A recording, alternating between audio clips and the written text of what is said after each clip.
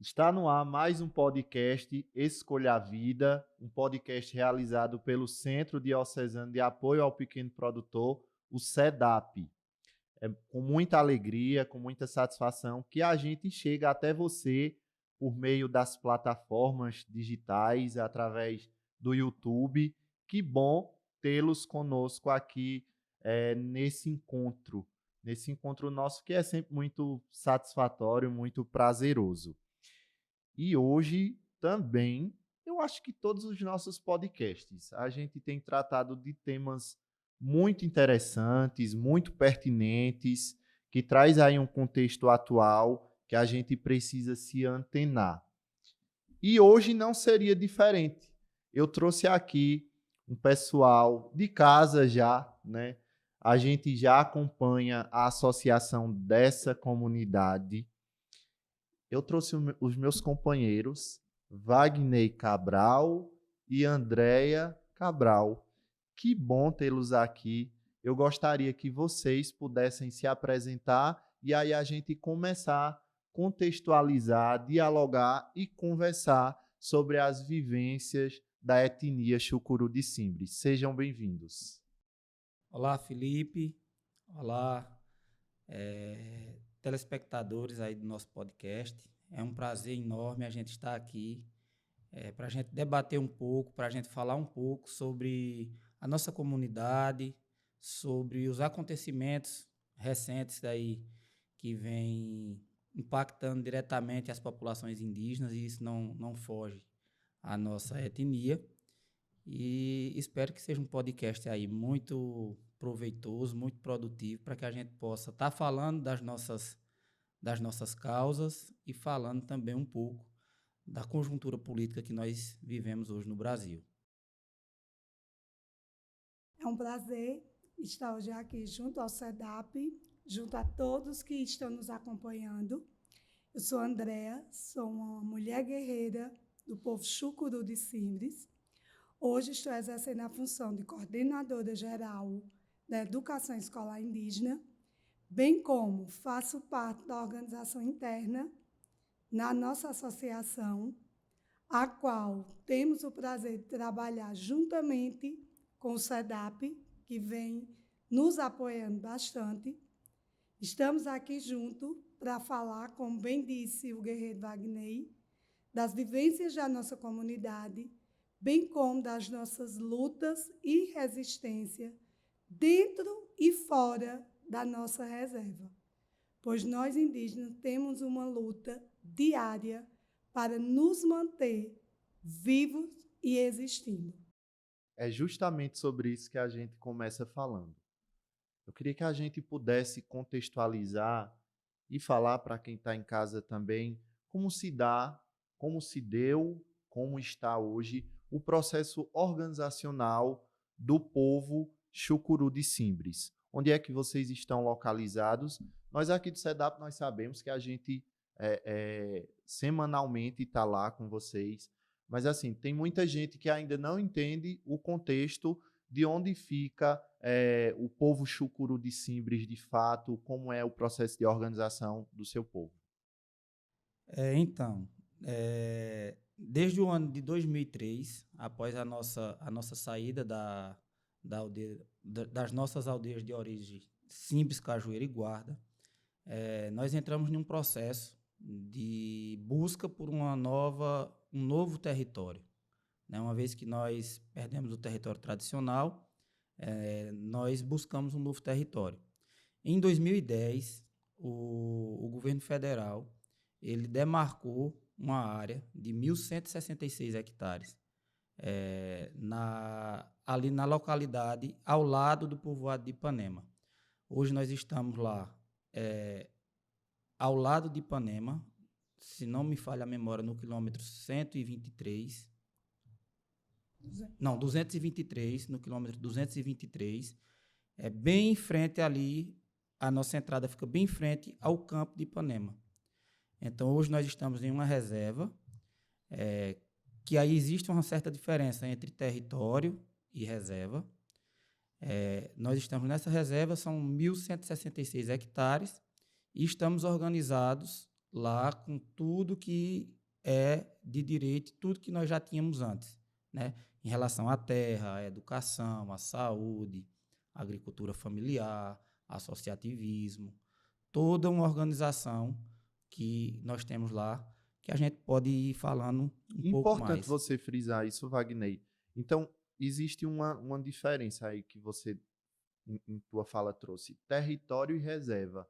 Por que o povo Chucuru de Simbres, o espaço de vocês é entendido como reserva? A diferença é que território é terra tradicional, onde o povo sempre habitou, ou seja, onde o povo sempre esteve naquela localidade, naquela área.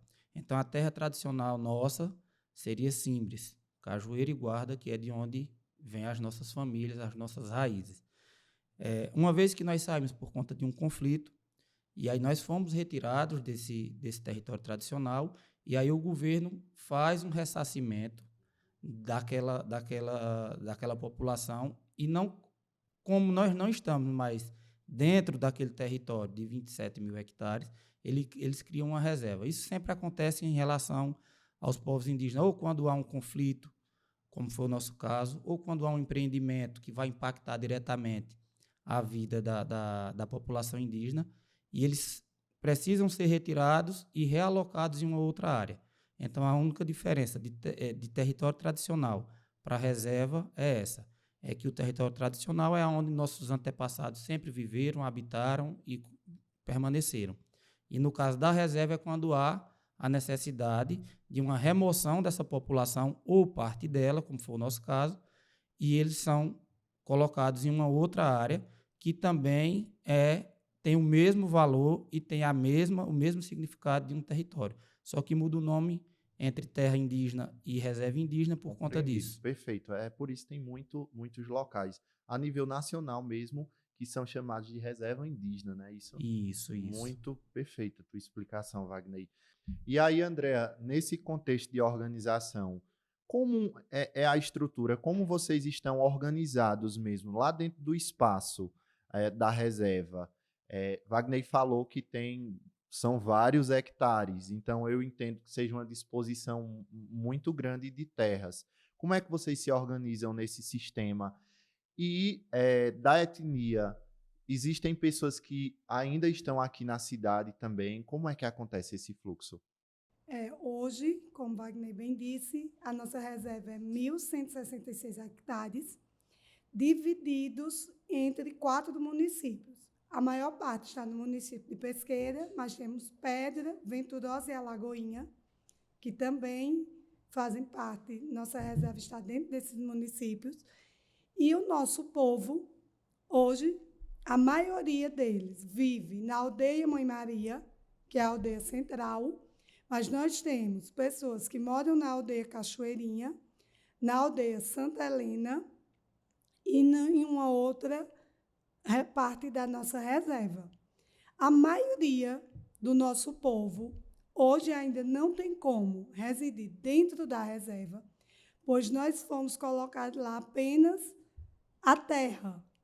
Porém, até hoje, a FUNAI não nos deu condições de construir moradias. Aqueles que têm suas moradias lá, como tudo que existe na nossa reserva, foi construído com a força, garra e união do nosso povo. Mas hoje já temos mais de 50 casas de alvenaria, além das barracas que temos de lona, de papelão e casa Moradias de taipa. provisórias, né? Moradias provisórias. E muitos passam a semana trabalhando lá e vão diariamente para a reserva e retornam para a cidade. Como eu disse, tudo que existe na nossa aldeia foi construído pela luta do nosso povo e a nossa união. A exemplo da sede comunitária que temos lá, que foi construída no intuito de reunião, de ser um momento de lazer, e a nossa comunidade viu a necessidade da implantação da educação escolar indígena, E como não temos um prédio próprio para a escola, esse prédio foi cedido e todas as adaptações foram feitas. Internamente, nós temos na organização interna as nossas lideranças, o nosso cacique, que é Francisco de Assis Cabral, conhecido por Ciba, o nosso vice-cacique, o pajé José Ferreira e as nossas lideranças internas, Lucilo, Biá, Nena, Heraldo, nossa liderança jovem, que é Vagnei. Temos a nossa associação, o nosso Conselho de Saúde, que tudo junto, unido, dialogando, trabalha e luta em prol do bem comum do nosso povo e do crescimento de todos aqueles chucuru de Simples, para que a cada dia a gente tenha condições dignas de vida. Hoje vocês, em uma demanda, digamos, o censo, né, de pessoas que são da etnia, vocês têm essa base de quantos são o povo chucuru de Simples, no caso, quem faz parte da etnia? Hoje a gente não tem um número exato Exato. através de censo. Certo. Hoje o que a gente contabiliza é através do CIASE, que é uma forma de contabilizar os indígenas que têm atendimento dentro do nosso território. Uhum. É através do DICEI, existe um programa nacional, que é o CIASE. Dentro desse programa, a gente consegue ter uma noção, né, de quantos indígenas têm atendimento. Hoje, tendo atendimento, porque para ter atendimento, você precisa estar presente dentro do território, tem que estar buscando. Lógico que a gente, como a Andrea falou, nós temos uma realidade totalmente diferente dos demais povos, porque enquanto os povos estão praticamente todos dentro do território e um ou outro sai para estudar, sai para trabalhar, nós estamos numa contramão disso. Isso se dá muito pelo fato também, antes de responder essa pergunta, se dá muito pelo fato de que de 2003, com a nossa saída, até o ano de 2010, se passaram 7 anos sem que nós tivéssemos um local, um território para a gente se instalar. Uhum. Então, nesse período de 7 anos, as famílias começaram a se instalar dentro da própria cidade, Sim. seja na cidade de Pesqueira ou nas cidades vizinhas, até mesmo em Recife. Algumas famílias acabaram construindo suas vidas dentro da cidade e hoje não tem condição de retornar com suas famílias para dentro do território. Então, a gente hoje contabiliza dentro do CIASE aproximadamente 900 indígenas.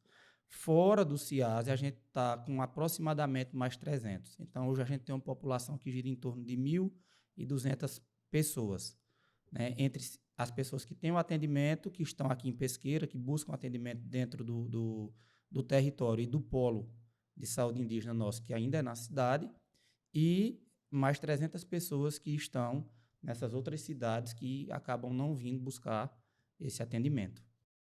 Eu fico pensando nesse contexto aí, vocês têm toda uma vivência, toda uma história, e talvez a história do povo chucuru de Simples desse outro podcast para a gente socializar. E aí, como a gente está fazendo um apanhado, uma contextualização, uma análise de contexto, eu queria que vocês também falassem sobre essa questão da conquista mesmo. Hoje a gente vê um processo de luta, né, com essa questão do novo, do marco temporal. Que eu não sei o que é que isso tem de marco, né? Só no nome mesmo. Mas assim, como é que vocês se posicionam acerca dessas prerrogativas que estão aí em curso sobre a questão do marco temporal? Isso afeta diretamente em quê? As populações indígenas? Assim, como você mesmo disse, né? Esse marco, será que realmente é um marco? Primeira coisa que nós gostaríamos de deixar claro é que esse marco deveria ser de 1.500, né? E não de 80, de 1.000, 1988, né? Dia 5 de outubro de 1988. Esse marco ele deveria ser lá de 1500, porque quando os invasores chegaram aqui, já existiam donos desse território, eram os povos indígenas. Aproximadamente 9 milhões de indígenas viviam aqui no Brasil. Pelo levantamento desse último censo, a gente está chegando aí a aproximadamente 1.400.000 indígenas. Toda a população mundial cresce. A única que diminuiu drasticamente foi a população indígena do Brasil. Então, o marco temporal ele não deveria ser de 88, ele deveria ser de 1500. O que é que essa tese do marco temporal ela impacta diretamente dentro das nossas vidas, dentro dos nossos territórios? É que a questão da demarcação das terras indígenas, ela passa a ter um novo parâmetro. Eles querem realmente mudar a forma de demarcar terras indígenas no Brasil. Com isso, eles tentam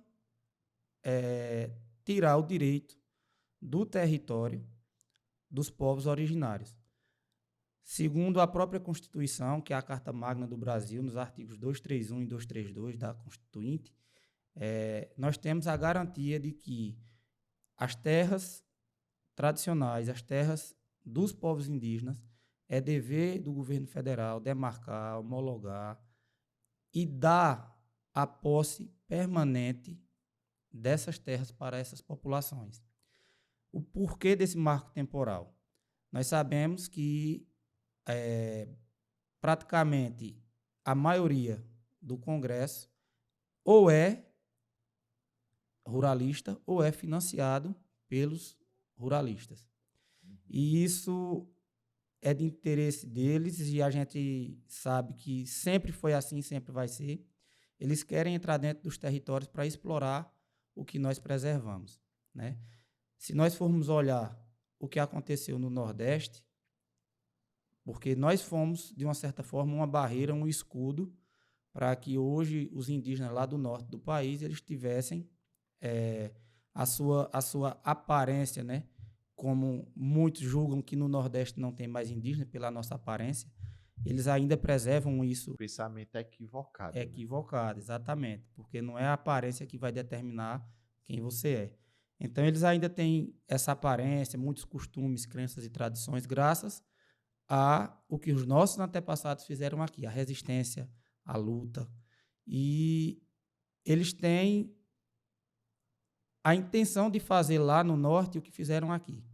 O que aconteceu aqui foi, desmataram, acabaram com a Mata Atlântica, acabaram com a Caatinga, acabaram com praticamente toda a vegetação que existia aqui, explorando realmente, transformando tudo em fazenda. Na época, lá atrás, cana-de-açúcar, que foi praticamente a parte pioneira de economia do Nordeste.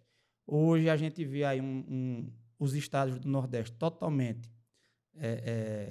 devastados, e eles estão querendo fazer isso agora também lá na Amazônia. Só para você ter uma noção, só para vocês terem noção, quase 83% das florestas que estão de pé nesse país estão dentro de territórios indígenas. Fica apenas 17% fora de terras indígenas. Isso por quê? Porque o indígena não vê a terra como um objeto que ele vai lá e vai explorar, e vai desmatar, e vai fazer garimpo. A gente vê a terra e a gente trata a terra como mãe, né? A gente realmente tem essa relação de pertencimento da terra. Ninguém chega na mãe. Qual é o filho que chega na sua mãe e corta? Qual é o filho que chega na sua mãe e queima? Qual é o filho que chega na sua própria mãe e envenena? Qual é o filho que chega na sua própria mãe e rasga a sua mãe com máquina, com trator, com explosivo? Nenhum filho faz isso. Então, nós, indígenas, temos a mãe terra como, de fato, nossa mãe. Então, nós preservamos, nós cuidamos. Nós tiramos da terra aquilo que é preciso, que é necessário, mas de uma forma consciente. Hoje, você falou que no nosso território, a gente tem 1.166 hectares e que deve ser uma área de muita produtividade e de muita exploração para que a gente possa produzir. E eu te digo que hoje, desses 1.166 hectares, nós temos hoje mais de 800 hectares de mata. Quando nós chegamos lá, não era assim. Nós chegamos lá ainda no ano de 2003, ainda como uma terra arrendada, mas a gente começou desde ali preservar, porque a gente via e enxergava que aquele território ele tinha um potencial para se tornar uma reserva muito, muito, muito preservada. E nós fizemos isso. Hoje nós temos 800 hectares de mata e pouco mais de 300 hectares para produzir, para criar uma cabra, uma ovelha, uma galinha, uma vaca, para a agricultura familiar, que é a base da nossa economia. Então, esse marco temporal, se ele for aprovado, se essa tese for aprovada, vai tirar de nós, indígenas, o direito de vivermos como a gente vive hoje. Vai abrir os nossos territórios para que outras pessoas É uma possam nova vir. invasão, né, Wagner? É uma nova invasão nova legalizada invasão, agora. né? Estão querendo legalizar Só uma nova carimbar invasão. mesmo e dizer, não, é legal a invasão agora e tá pronto. Exatamente. E assim, vale a gente ressaltar e lembrar que isso não impacta só a população indígena. Nós hoje vivemos um momento no mundo onde o mundo inteiro ele fala sobre a questão climática. Como eu disse a você, 83% da mata que existe no Brasil está dentro de terras indígenas. Então, se abre esses territórios para o agronegócio, essa floresta desaparece. Essa floresta desaparecendo, provavelmente os meus filhos, os seus filhos, eles não terão a possibilidade de ver os filhos deles crescerem, porque o mundo caminha a passos largos para um aquecimento global que vai ser praticamente incapaz de sobreviver com as temperaturas que estão aumentando aí a cada dia. Então a gente tem que pensar que isso não é um problema dos indígenas, isso é um problema do mundo. E o mundo está voltado, está com os olhos voltados para cá. Né?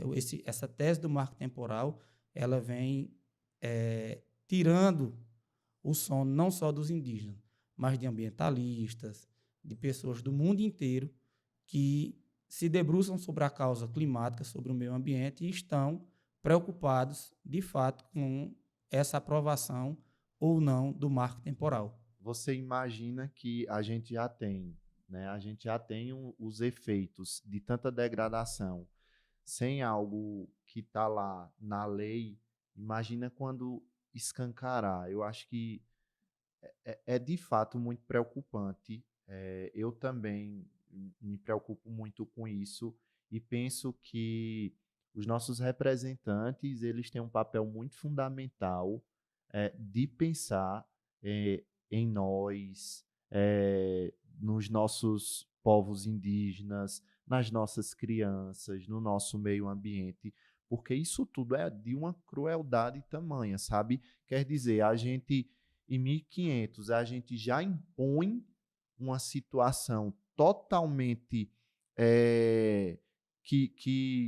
de cassação aos direitos de liberdade dos povos indígenas, e agora, em pleno século XXI, a gente de novo vem e quer impor outra situação que vai, de fato, crucificar, e agora não só os povos indígenas, mas todo um país e, quiçá, também o nosso planeta. Como você diz, os povos indígenas têm uma responsabilidade muito grande de cuidar da terra, e o fazem. Que pena que tem gente aí ambiciosa querendo fazer o contrário disso. Ô, Andréia, agora, vocês tiveram muitas conquistas durante esse tempo.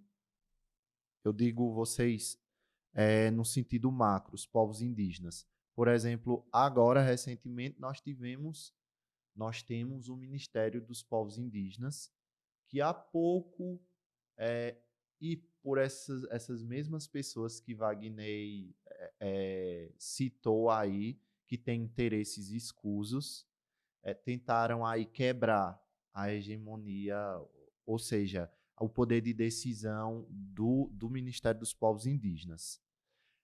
Como é que tem se dado a comunicação, né, de vocês com o Ministério?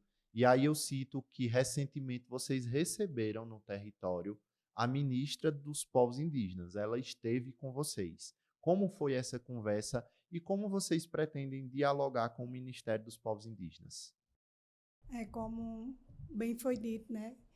O marco temporal, vou voltar um pouquinho. Por quê? Quando a gente fala em marco temporal, como bem foi dito, de tempo, de temporal não tem nada. Na verdade, a gente pode chamar não de marco temporal, mas um marco que tenta, mais uma vez, destruir e acabar com os povos indígenas.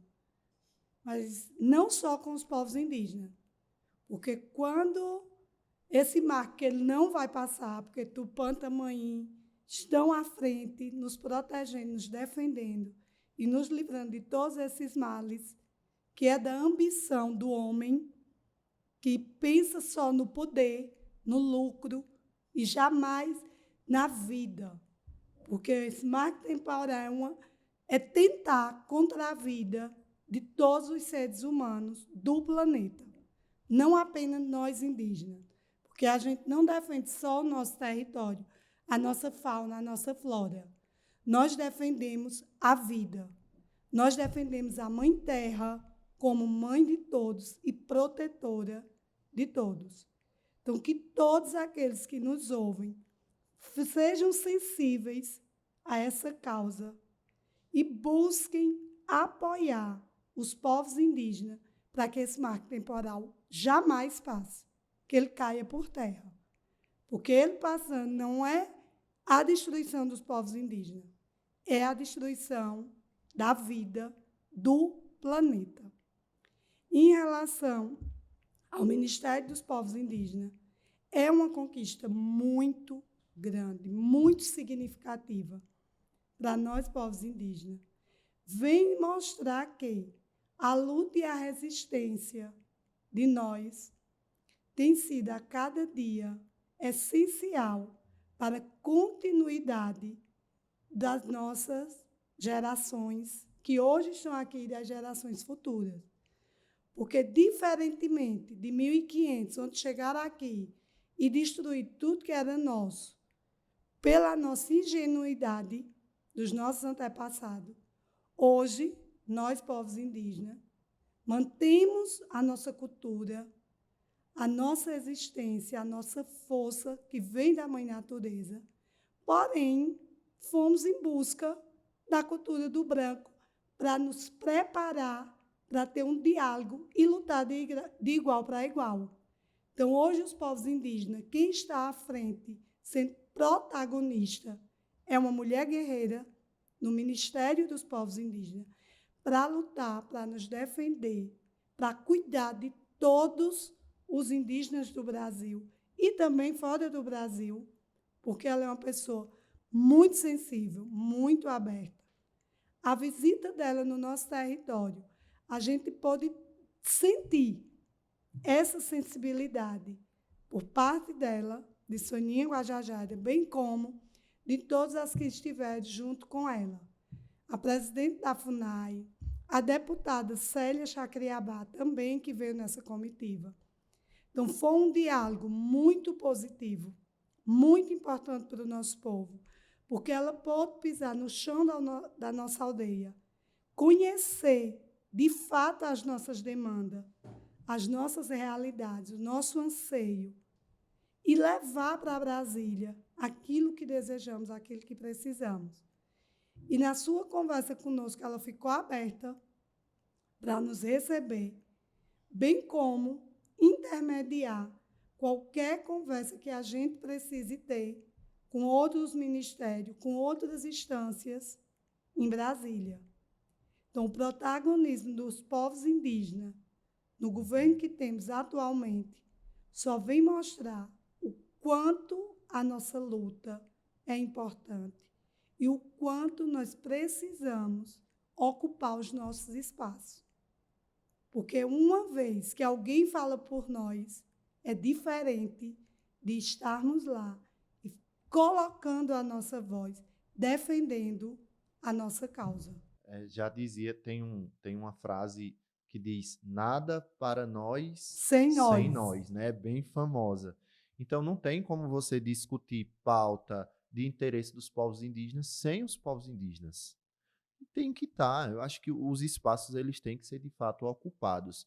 E aí, tendo uma ministra que é indígena, eu acho que vai facilitar muito os canais de diálogo. E a gente já vê a presença dela altiva, né?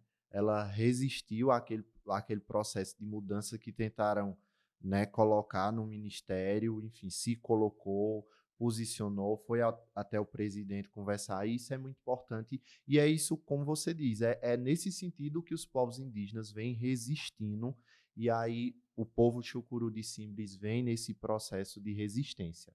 Eu lembro a quem está em casa que o SEDAP acompanha lá com o povo Chucuru de Simbres a Associação de Chucuru de Simbres. Nós acompanhamos grupos, associações. Como eles têm uma associação juridicamente constituída, organizada, então, há alguns anos atrás, né, o SEDAP chegou no território e começou a acompanhar a associação. Dentro da associação, existem as pessoas que fazem ela, e aí a gente faz o processo de acompanhamento. Para a gente socializar rápido, como vocês compreendem a importância das parcerias dentro do processo de organização de vocês? Por exemplo, o SEDAP, mas também outros parceiros. A chegada do SEDAP, bem como outros parceiros, como o IF, que em alguns momentos esteve conosco, a Caravana IF, todas essas parcerias são muito importantes, porque antes delas adentrarem os nossos territórios, elas sentam, conversam conosco, conhecem a nossa realidade e vem o nosso interesse deles participarem junto conosco da nossa organização ou não, respeitando, em primeiro lugar, nossa especificidade e a nossa organização interna. Então, essas parcerias só vêm a nos fortalecer, porque, por exemplo, a chegada do SEDAP veio abrir novos espaços para nós, Chucuru de Simbre, como a Feira da Agricultura Familiar, onde hoje nós temos uma barraca. O fortalecimento das nossas práticas que já acontecia em relação à economia. Então, essa parceria está vindo a fortalecer na caprinocultura, na avicultura. Então, esses projetos são muito importantes. Essas parcerias são importantes. Foi muito importante você tocar nesse ponto da especificidade, né? Porque nós acompanhamos duas etnias, Chucuru de Simbres, aqui em Pesqueira, e a gente também acompanha a Associação das Mulheres Artesãs de Capinauá. Então, são situações diferentes. A gente tem o nosso projeto, tem as atividades desenhadas, no entanto, a gente se atenta a ter esse diálogo, porque existe já uma forma de organização e a gente precisa dialogar para que as nossas atividades estejam associadas àquilo que também já é desenvolvido no território. Muito bom você ter frisado isso, Andréa, mas você ia continuar, não era? Assim, as oficinas que vocês fazem conosco vêm nos mostrar quais os nossos potenciais e como esses potenciais podem fortalecer a economia local dentro da nossa aldeia e fazer com que a gente tenha uma forma de subsistência ainda mais produtiva e para que os nossos indígenas possam conseguir sobreviver dentro da aldeia de uma forma sustentável, sem explorar e sem degradar o meio ambiente, respeitando a nossa mãe natureza e sem precisar sair do nosso território sagrado para vir para a cidade. Porque assim é muito importante se manter dentro do território. Viver dentro de uma cidade só sabe quem já passou por essa experiência. Não é fácil. a gente passa por inúmeras dificuldades e também preconceito da sociedade em olhar para a gente e dizer, você com essa cara é índia. Tem certeza que é índio? Uma professora, como foi que você conseguiu chegar aqui? Nos trata como se nós fôssemos incapazes. E a cada dia a gente está mostrando que nós indígenas somos protagonistas da nossa história. E a cada dia estamos presentes para lutar e defender os nossos direitos e cumprir com os nossos deveres de cidadão brasileiro. Que o são, né? Que o são e que o são de fato mesmo, porque nós temos uma dívida imensa com os povos indígenas e eu acho que ela tem que ser paga, de fato. E não é a gente, sabe, dando maquiagens. Eu acho que é a gente fazendo valer o direito de ser quem são, né? Eu acho que é isso que tem que ser. Participar efetivamente da vida política, da sociedade, conquistar o seu espaço, o seu território. Tem que ser assim. Eu acho que ninguém, de fato, deve ser colonizado, né? Deve ser tratado como aquém aquilo que foi construído com tanta luta. Agora, a gente está terminando o podcast e passa tão rápido, eu não sei o que é que acontece, que às vezes passa num despertar. Quando a conversa flui, é assim, viu? Eu lembro vocês chegaram preocupados. Vai ser 30 minutos, será que mais passa muito rápido? Tem muito assunto para a gente tratar e eu acho que a gente vai ter que voltar a um outro momento. Eu queria que vocês trouxessem destaques importantes que eu acho que vocês precisam deixar para todos nós, para quem está assistindo. O que é importante a gente frisar hoje sobre os povos indígenas, sobre o povo chucuru de Simbres, a gente quebrar alguns paradigmas que é preciso ser quebrado, o que é que a gente precisa trabalhar para que a gente consiga dialogar bem, para que a sociedade consiga dialogar bem, para que o povo chucuru de Simbres, de fato, possa participar efetivamente de todos os processos. Então, qual é a mensagem que vocês deixam hoje para os nossos telespectadores, para quem nos acompanha? Então, uma coisa que a gente tem que frisar e deixar claro é que muitas vezes, e as pessoas que estão tentando fazer com que esse marco temporal passe, estão querendo jogar a sociedade contra os povos indígenas, no sentido de que, como se os povos indígenas fossem o problema do Brasil e como se nós fôssemos contra a produção, contra o progresso. Nós não somos contra. Nós apenas temos uma visão diferente da que as pessoas imaginam.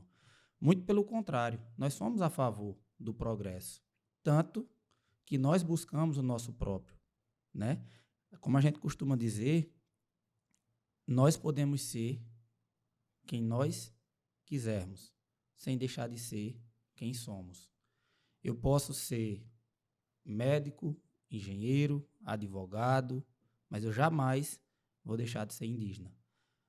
Já as pessoas não indígenas, elas podem ser médicos, engenheiros, advogados, professores, professoras, mas jamais poderão ser indígenas, porque nós nascemos nessa condição de indígena.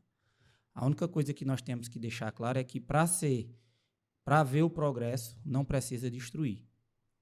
Não precisa acabar com as florestas, com os rios, com os animais, rasgar a terra, destruir as serras aí fazendo pedreiras. Isso não é necessário. A gente consegue hoje conviver harmonicamente com a nossa mãe terra, com a nossa mãe natureza, tirando dela aquilo que é necessário sem precisar degradar o meio ambiente.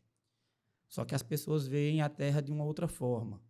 E a gente tem que entender que na nossa casa, quem manda somos nós. Eu não posso chegar na sua casa, Felipe, ou na sua casa, você que está assistindo, adentrar na sua casa e começar a ditar regras. Dizer, a partir de hoje, Nós vamos entrar aqui, nós vamos mudar o banheiro, vamos mudar a cozinha, na cozinha vai ser banheiro, no banheiro vai ser sala. Não é assim que funciona. Nossos territórios é a nossa casa. É a nossa casa, é o nosso bem comum. Então, quem diz como deve ser feita a organização da sua casa é quem nela mora. Então, nós, povos indígenas, nós dizemos e vamos continuar dizendo: nossos territórios são sagrados e eles não estão à venda.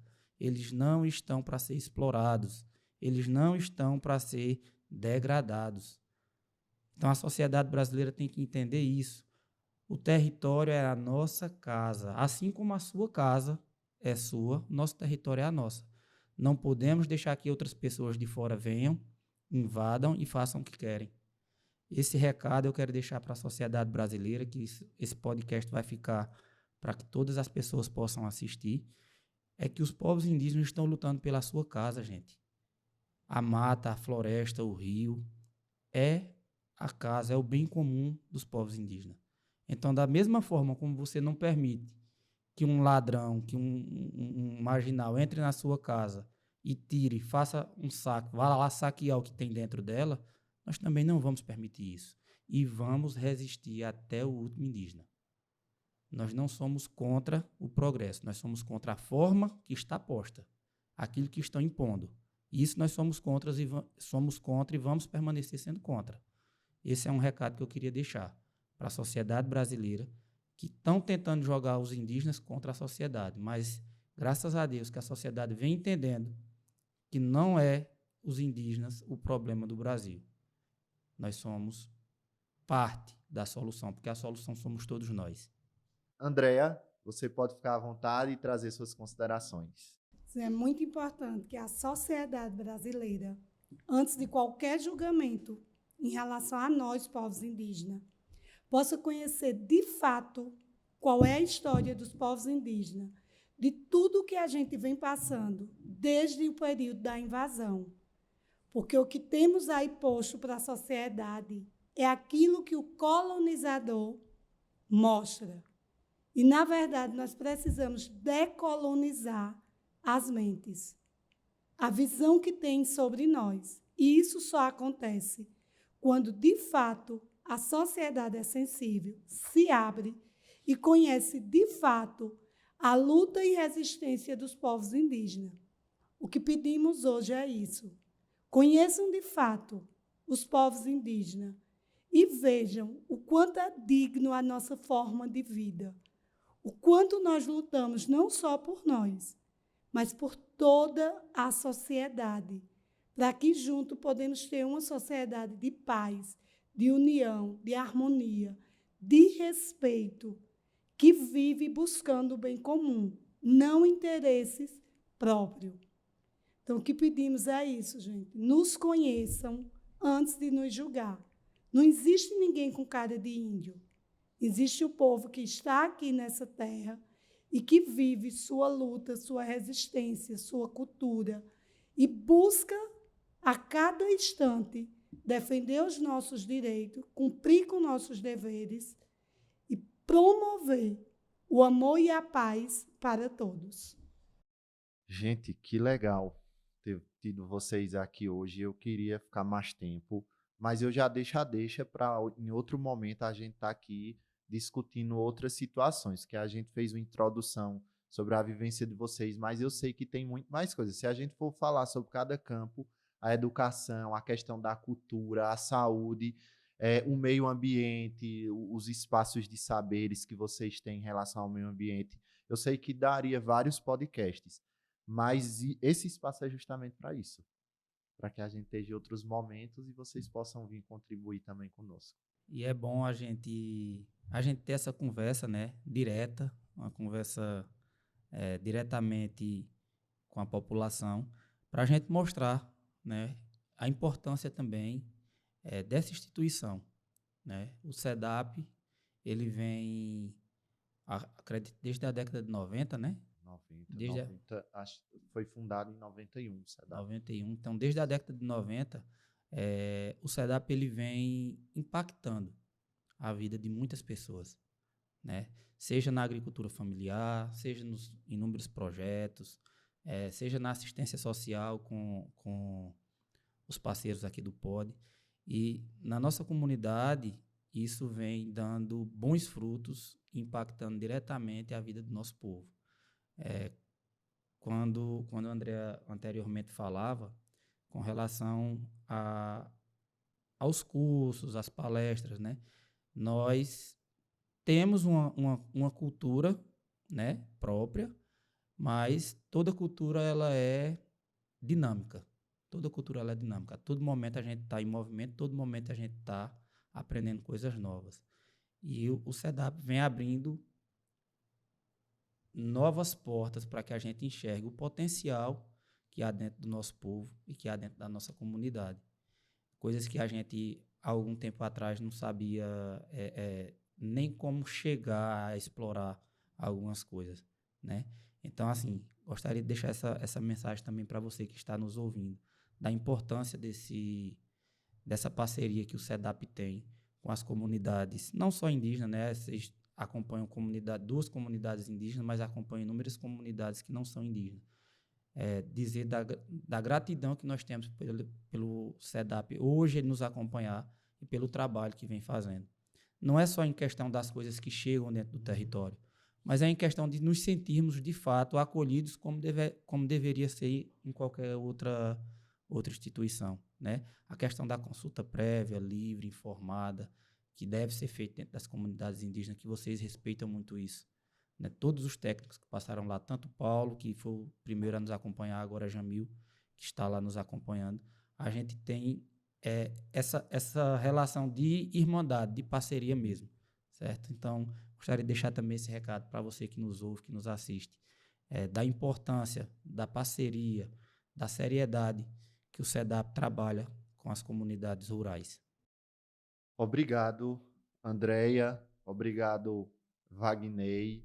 Foi muito bom ter vocês aqui. Obrigado você que está em casa, que assistiu esse podcast. Curte, compartilha, e aí a gente faz sempre chegar a mais pessoas. A gente poder reproduzir, a gente poder propagar informações positivas como a que a gente teve hoje. Eu costumo dizer que plantar esperança é bom. Esperançar é melhor ainda. Um forte abraço.